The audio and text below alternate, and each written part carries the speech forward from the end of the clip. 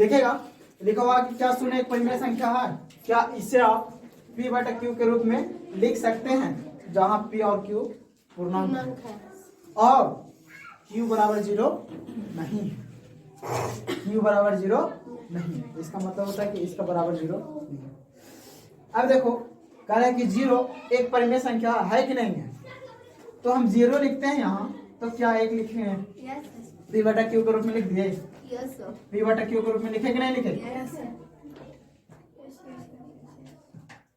है ना, हो गया। तो लिखेंगे कि 0 एक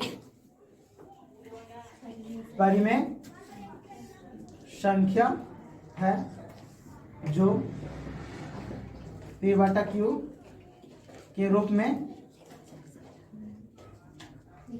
लिखते हैं, लिखा जा सकता है किसी लिखते हैं क्योंकि है ना, 0 एक परिमेय संख्या है जिसका p बटा q के रूप में लिख सकते हैं।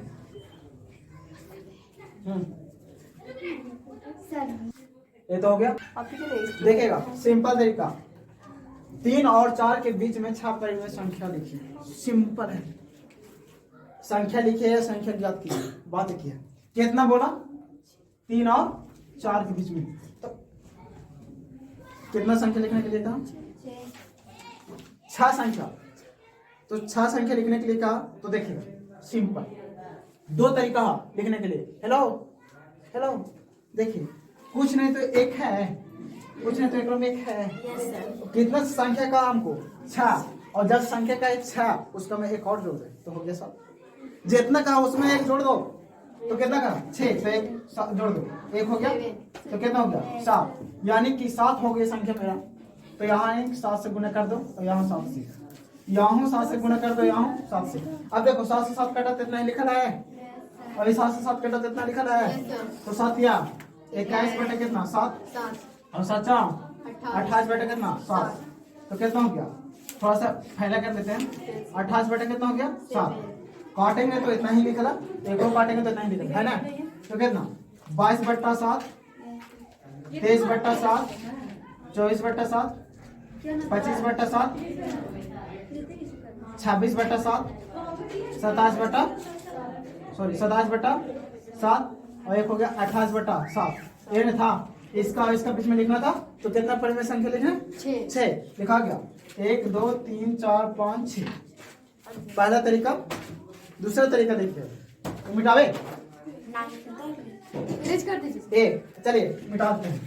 अब दूसरा तरीका देखिएगा थोड़ा सा, दूसरा तरीका क्या होगा,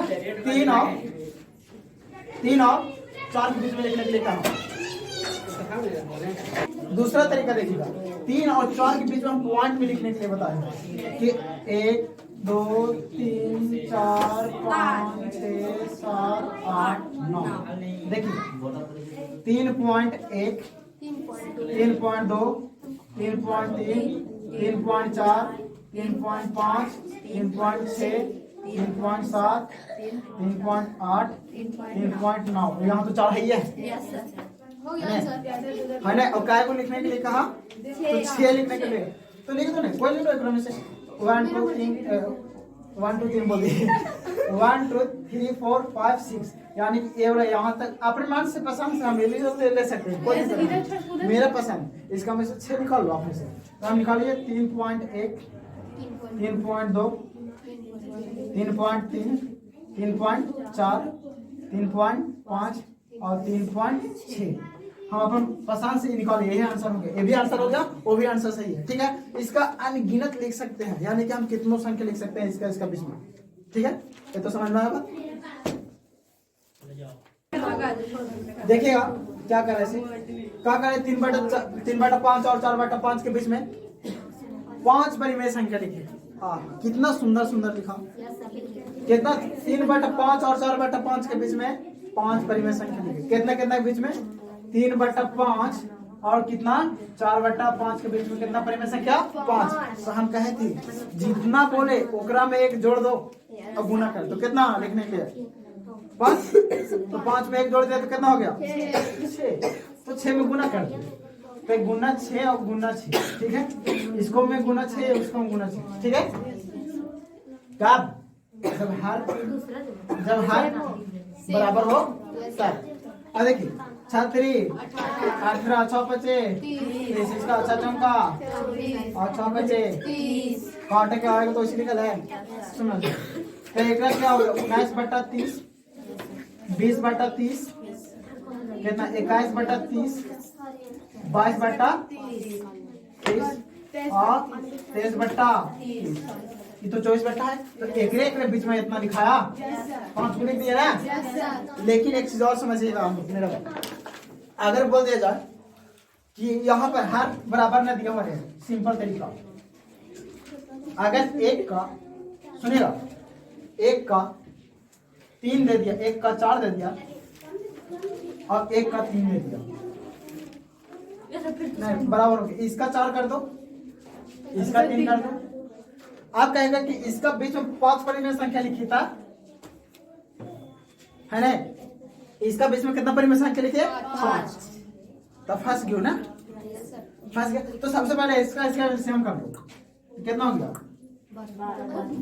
सॉरी 12 हो गया, 12 हो गया ना। तो पहले हर के बराबर कर लो, कर बाद देख लेते हैं। तो हर के बराबर कर लो, तो इसका हम कितना से गुना करेंगे तो मेरा 12 हो जाएगा। तो 4 से, तो ऊपर में 4 से, समझ में आया?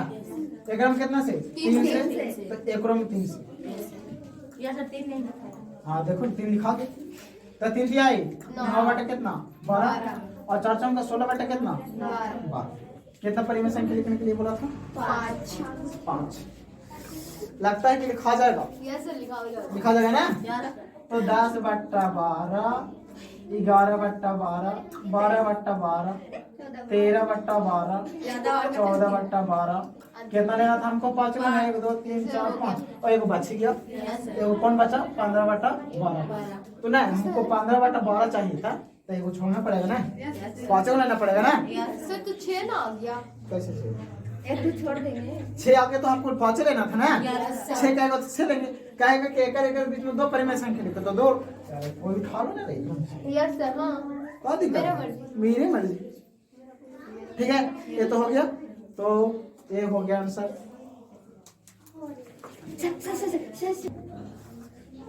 देखिएगा कहीं नीचे दिए गए कथन सत्य है या असत्य है, कारण के साथ आपने उत्तर दीजिए। क्या करा कि नीचे दिए गए कथन को सत्य और असत्य सिर्फ लिखना और क्या कारण है उसके साथ आंसर देना। पहले, प्रत्येक प्राकृत संख्या एक पूर्ण संख्या होती है। सूचना देखो, हम तुम लोग बताए थे कि प्रत्येक, सुनो हेलो, प्रत्येक प्राकृत संख्या एक पूर्ण संख्या होती है। तो हम बताए थे, पहले सोचो कि पूर्ण संख्या कितना शुरू होता? 0 से होता है सर, इसमें 7 डॉट गिनती के रूप में, है ना। एक क्या हो गया? पूर्ण संख्या हो गया, है ना, है कि नहीं? अब एक हो गया प्राकृत संख्या। प्राकृत संख्या देखिएगा कितना से होता है? 1 2 3 4 5 डॉट, है ना। देखिएगा पूर्ण संख्या 0 से कह रहा है कि प्रत्येक प्राकृत संख्या पूर्ण संख्या होती है। तो देखो प्रत्येक प्राकृतिक संख्या वो पूर्ण संख्या को मिल रहा है कि नहीं? 1 भी मिल रहा, 2 भी मिल रहा, 3 भी। देखिए अगर उल्टा कह दिया जाता कि प्रत्येक पूर्ण संख्या प्राकृतिक संख्या होती है, तो नहीं। क्यों नहीं? क्योंकि 0 जो है प्राकृतिक संख्या नहीं हो सकता, क्योंकि प्राकृतिक संख्या में 0 से स्टार्ट होता और पूर्ण संख्या में 0 से, है ना। तो कहा है कि देखो प्राकृतिक संख्या 1 से स्टार्ट हुआ, तो एक पूर्ण संख्या हो सकता है। इसका जितना संख्या प्राकृतिक संख्या वो सब पूर्ण संख्या होगा, लेकिन कोई कहा दिया था पूर्ण संख्या, प्रत्येक पूर्ण संख्या प्राकृतिक संख्या हो सकता है? तो नहीं, क्योंकि एक में 0 नहीं है। ये इसका वाला इसका में नहीं हो सकता, पूर्ण संख्या प्राकृतिक संख्या में नहीं हो सकता, लेकिन प्राकृतिक संख्या पूर्ण संख्या में हो सकता है। तो कार्य कारण के साथ तो ये लिखेंगे, देखिएगा लिखेंगे सत्य है ना, यस सर। क्योंकि है, क्योंकि पूर्ण संख्या 0 1 2 3 डॉट है ना, ये हो गया। जबकि क्या प्राकृतिक संख्या कितना 1 2 3 4 डॉट है ना। अब देखिएगा यहाँ पर जब पूर्ण संख्या वो प्राकृतिक संख्या नहीं हो सकता, प्राकृतिक संख्या से पूर्ण संख्या हो सकता। तो देखो अगर 0 हटा दिए तो दोनों प्राकृतिक संख्या हो गया ना, हो गया ना, तो साथ है कारण लिख दिए। दूसरा देखिएगा, उतारिएगा,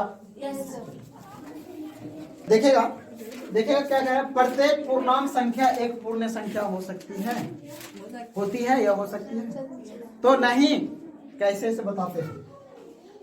इसका लिखेंगे असत, असत क्यों, पहले समझ लो क्यों। ए हेलो, पूर्णांक पूर्ण संख्या को हम प्लस में लिखते हैं और पूर्णांक संख्या को माइनस में और प्लस दोनों में लिखते हैं, तो नहीं ना हो सकता। तो लिखेंगे असत है ना, क्योंकि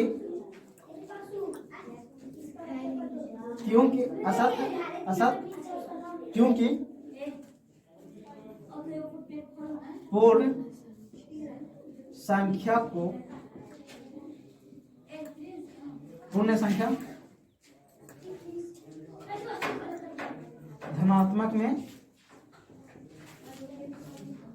होती है, जबकि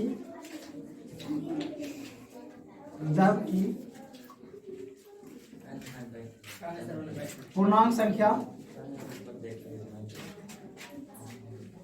ऋणात्मक में होती है, ऋणात्मक होती है, लिख दो, कोई दिक्कत नहीं, जैसे भी लिख दो, जैसे -3 है ना, पूर्ण संख्या नहीं, -3 पूर्ण संख्या नहीं है, लेकिन पूर्णांक संख्या है ना, पूर्ण संख्या हमेशा प्लस में होता है। -3 पूर्ण संख्या नहीं है, लेकिन पूर्णांक संख्या है, बस। चलिए देखिएगा, प्रत्येक परिमेय संख्या एक पूर्ण संख्या हो सकती है या होती है, नहीं, असत है।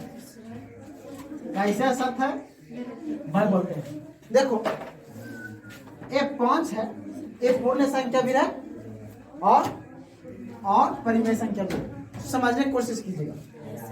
लेकिन इसमें से कह रहा है कि प्रत्येक परिमेय संख्या पूर्ण संख्या हो सकती है, प्रत्येक का मतलब कि नहीं, क्यों, क्योंकि अगर 5/3 हम 3 करते हैं तो एक क्या चीज है, परिमेय है, पूर्ण संख्या, समझ में।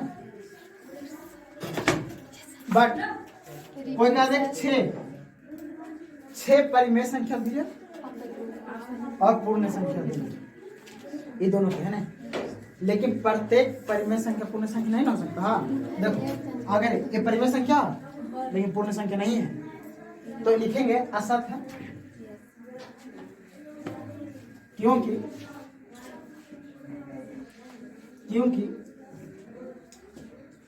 प्रत्येक परिमेय संख्या